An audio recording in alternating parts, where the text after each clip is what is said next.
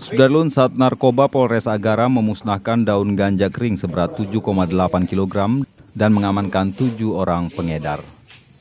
Pemusnahan ganja itu dipimpin oleh Kapolres Agara AKBP Edi Bastari, Kasipitdum Kejari Agara, M. Sairi SH, dan dinas terkait lainnya. Kapolres Agara AKBP Edi Bastari mengatakan para tersangka melanggar pasal 111 dan 115 yang akan dikenakan hukuman penjara minimal 4 tahun dan maksimal 20 tahun penjara atau denda minimal 800 juta rupiah dan maksimal 8 miliar rupiah. Ini hasil tangkapan kita pada tahun 2017 yang meliputi 3 laporan polisi dan 7 orang tersangka. Ini motifnya barang diduga berasal dari Kabupaten Gayulos seberat 7.850 gram atau 7,8 kg.